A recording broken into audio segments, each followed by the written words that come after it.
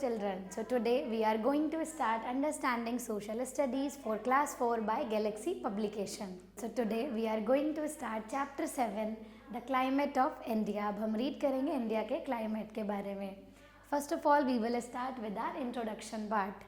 The climate of a place influences the lifestyle of people living there directly or indirectly. अगर हम बात करें किसी भी प्लेस के क्लाइमेट के बारे में तो वो वहाँ के लोगों का लाइफस्टाइल, उनका लिविंग स्टैंडर्ड डायरेक्टली और इनडायरेक्टली इन्फ्लुएंस करता है. Food habits, agriculture, flora, fauna, housing pattern, clothing, means of communication and technology all are governed by climate to a great extent. अगर हम बात करें किसी भी जगह के क्लाइमेट के बारे में तो वहाँ का क्लोथिंग हैबिट्स, वहाँ का फूड हैबिट्स, राइट, वहाँ का कम्युनिकेशन, वहाँ की technology, these all are depend on climate, right. Temperature and rainfall distribution is not even all over the country. अगर हम टेम्परेचर और रेनफॉल के डिस्ट्रीब्यूशन की बात करें जो कि पूरी कंट्री में एक जैसा नहीं रहता है, it depends upon the climate part. Some places are very hot during summer and very cold during winter. कुछ प्लेस कैसे होते हैं, समर में बहुत ज़्यादा हॉट होते हैं और कुछ प्लेसेस विंटर्स में काफ़ी ज़्यादा कोल्ड होते हैं. Others have equal temperature. अगर हम बाकी दूसरे प्लेसेस की बात करें तो वहाँ पर जो टेम्परेचर है वो काफ़ी इक्वल रहता है. Some areas like Myanmar and Cherrapunji receives very heavy rainfall and others like Bikaner very little. अगर हम कुछ प्लेसेस की बात करें जिनमें म्यांमार और चेरापूंजी, इनमें सबसे ज़्यादा बारिश होती है और अगर हम बीकानेर की बात करते हैं तो वहाँ पर सबसे कम रेनफॉल देखने को मिलता है. Right children, now we will move head with the another paragraph. There are many factors that affect the climate of a particular place. अगर हम बात करें क्लाइमेट के बारे में तो किसी भी जगह का जो क्लाइमेट होता है वहाँ पे काफ़ी सारे फैक्टर्स एक दूसरे को अफेक्ट करते हैं.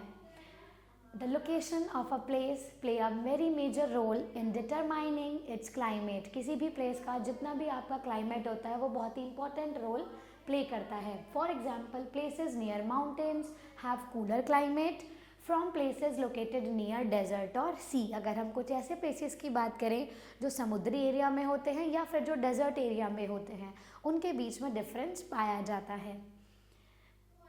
The temperature, amount or rainfall a place receives and the direction of wind that blows allow determine the climate of that place. अगर हम बात करें किसी भी जगह के टेम्परेचर की, अमाउंट ऑफ रेनफॉल की, तो वो किस पर डिपेंड करता है या फिर जो भी हमारी डायरेक्शन ऑफ विंड होती है उस पर डिपेंड करता है. And if we talk about based on the climate there are main seasons, winter season, summer season and monsoon season. अगर हम क्लाइमेट की बात करें तो there are 3 seasons, winter season, summer season and monsoon season. Now we will read about the winter season. अब हम बात करेंगे विंटर सीजन के बारे में. The winter season in India starts from mid November and last till until the end of February. अगर हम बात करें विंटर सीजन की तो कब से स्टार्ट होता है, मिड नवंबर से स्टार्ट होकर हमारा फेब्रवरी के एंड तक रहता है. Right, the temperature starts dropping. Temperature जो है धीरे धीरे ड्रॉप होता जाता है and it becomes extremely cold और बहुत ज़्यादा सर्दी हो जाती है. The days start getting shorter and nights longer. जो डेज होते हैं वो शॉर्ट हो जाते हैं और जो नाइट्स होती हैं वो लॉन्ग हो जाती हैं. The months of December and January are the coldest months. अगर हम कोल्डेस्ट मंथ की बात करें तो जो हमारा जनवरी होता है और जो दिसंबर होता है, ये 2 मंथ्स हमारे बहुत ज़्यादा कोल्ड माने जाते हैं. The northern part experiences severe cold. अगर हम नदर्न पार्ट की बात करें तो यहाँ पर बहुत ज़्यादा ठंड देखने को मिलती है. And the mountains receives snowfall. और माउंटेन पर काफ़ी सारा ज़्यादा स्नोफॉल देखने को मिलता है. Right children, I hope you are enjoying. So let's proceed with the another paragraph. The winds blow from land to sea. जो winds होती हैं वो हमारी land area से sea area की तरफ blow करती हैं. These winds are dry except in the southeast along the Tamil Nadu coast. अगर हम बात करें इन हवाओं की तो क्या होती हैं, साउथ एरिया को छोड़कर बाकी सभी एरिया में तमिलनाडु के कोस्ट तक कैसी होती हैं, ड्राई होती हैं. The winds blowing over the Bay of Bengal pickup moisture, क्या करती हैं, जितनी भी हमारी ये विंड्स होती हैं जो बे ऑफ बंगाल से क्या करती हैं, उससे ऊपर होकर ब्लो करती हैं, they pick up the moisture and give rainfall after striking against the eastern Ghats. तो क्या करती हैं, ये बे ऑफ बंगाल से क्या करती हैं, मॉइस्चर लेती हैं और जितना भी ईस्टर्न घाट्स होता है वहाँ पर ये रेनफॉल कर देती हैं। The rainfall in the northern states is due to western disturbances और the cyclones। अगर हम रेनफॉल की बात करें जो कि नदर्न स्टेट में होता है तो किसकी वजह से होता है, ड्यू टू वेस्टर्न डिस्टर्बेंस या फिर साइक्लोन की वजह से, विच ओरिजिनेट इन द मेडिटेरियन सी, जो कि कहाँ पर पाया जाता है, मेडिटेरियन सी के बीच में पाया जाता है, right. Now we will read the another one, the summer season. हम रीड करेंगे समर सीजन के बारे में। तो चलिए जानते हैं समर सीजन क्या होता है। Summer in India starts from March and ends in June. अगर हम समर सीजन की बात करें तो ये मार्च से स्टार्ट होकर कब तक रहता है, जून तक रहता है। The central states of the country experience about 40 degree Celsius temperature और समटाइम्स मोर देन दैट। कभी कभी अगर हम बात करें सेंट्रल स्टेट्स की तो वहाँ का जो एक्सपीरियंस होता है टेम्परेचर का वो होता है 40 डिग्री सेल्सियस और कभी कभी उससे ज़्यादा भी देखने को हमें मिल जाता है। टेम्परेचर में exceed 45 degree Celsius in north west during the day time. अगर हम बात करें टेम्परेचर की तो वो कितना बढ़ जाता है, 40 से लेकर 45 डिग्री सेल्सियस हो जाता है अगर हम इंडिया के नॉर्थ और वेस्टर्न पार्ट की बात करें। Hot and dry winds that blow in the northern plains are known as loo. जितनी भी हमारी हॉट और ड्राई हवा चलती है उनको हम क्या कहते हैं, लू के नाम से जानते हैं। The days become longer and the nights shorter. इसमें क्या होता है, डेज जो होते हैं वो काफ़ी लॉन्ग हो जाते हैं और जो रातें होती हैं वो काफ़ी छोटी हो जाती हैं। I hope you are aware about this, okay. Now the hilly areas are relatively cooler. और जितना भी हिली एरिया होता है वो काफ़ी ठंडा पाया जाता है। Therefore people from the plains move to hill station। और इसीलिए क्या होता है, जब बहुत ज़्यादा गर्मी होती है तो सभी लोग लैंड एरिया से माउंटेन एरिया की तरफ जाते हैं, right children. Now we will read about the monsoon season. अब हम रीड करेंगे मानसून सीजन के बारे में।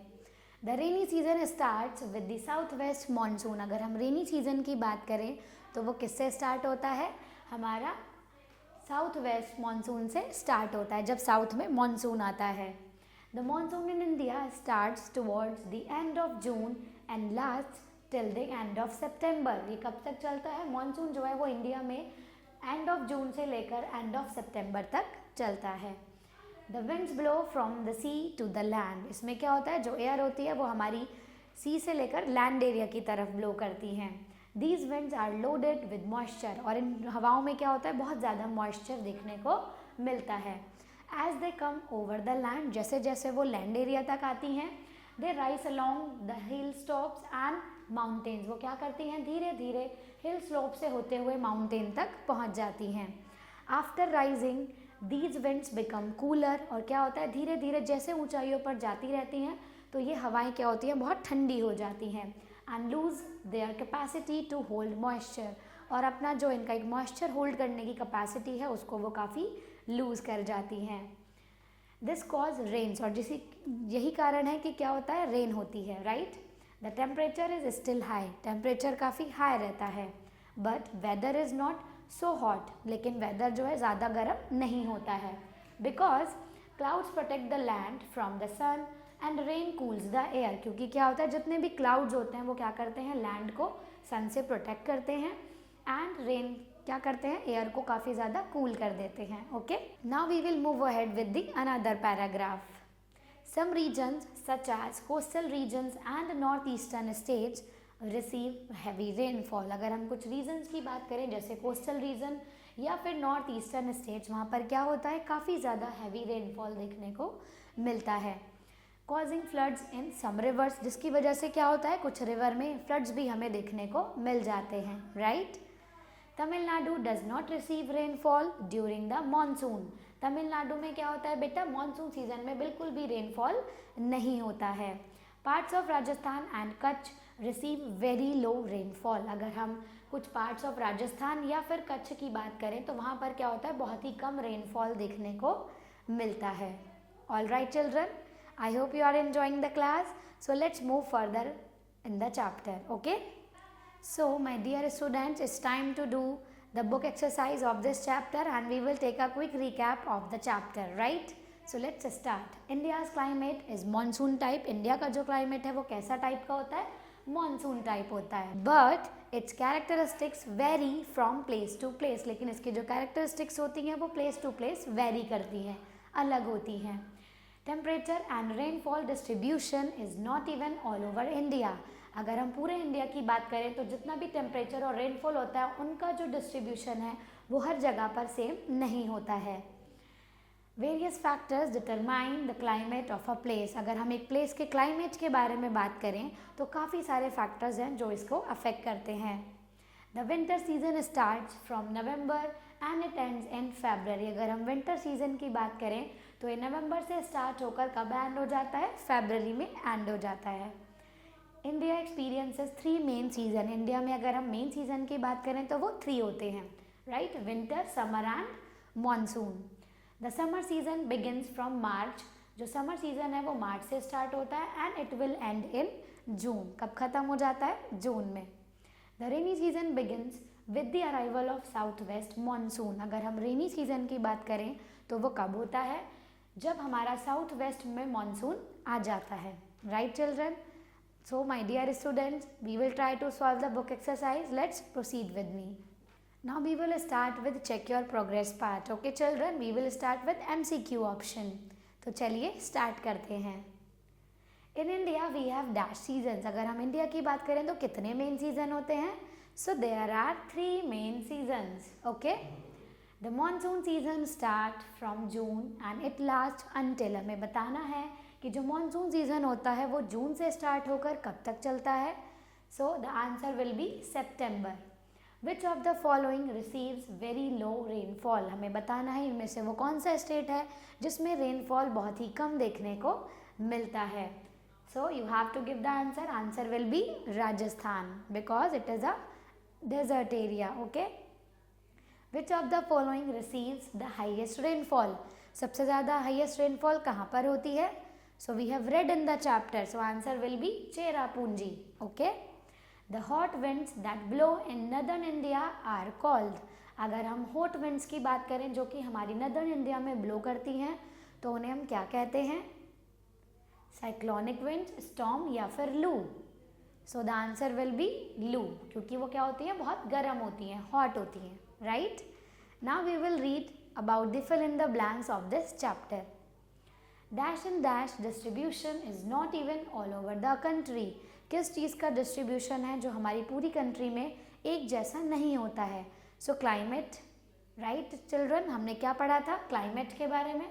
किसी भी कंट्री का जो क्लाइमेट होता है वो बिल्कुल सेम नहीं रहता है. And rainfall. So both factors will vary place to place. Okay. The hot and dry winds called dash blow in the northern plains of India in summer. अगर हम नॉर्दर्न इंडिया की बात करें और समर सीजन की बात करें, जो हमारी हॉट और ड्राई विंड्स होती हैं उन्हें हम क्या कहते हैं? So it is called loo. The dash season begins with the onset of south west monsoon. अगर हम बात करें जितना भी हमारा साउथ वेस्ट में मानसून होता है तो कौन सा सीजन स्टार्ट हो जाता है? You have to tell the answer of the remaining 2 options. Okay. Now we will start with true false option of this chapter. तो चलिए फर्स्ट स्टेटमेंट के साथ शुरू करते हैं. The coastal areas have milder summer. जितने भी कोस्टल एरिया होते हैं क्या वहाँ पर जो समर है वो बहुत कम होती है, माइल्ड देखने को मिलती है. So answer will be true. Hot winds blow in northern India during summer. जितनी भी हमारी गर्म हवाएं होती हैं क्या वो नॉर्थ इंडिया में समर में चलती हैं? Yes, because it is called loo. उन्हें हम लू कहते हैं. Tamil Nadu gets rainfall in the months of November and December. क्या जो तमिलनाडु में जो रेनफॉल होता है वो नवंबर और दिसंबर में होता है? So you have to tell the answer for the remaining question. Okay. And you have to attempt name the following and the remaining part of this book exercise by your own. I hope you understood the chapter. Thank you so much for watching this video. Have a good day ahead. So children, I hope you enjoy the class. Thanks for watching this video.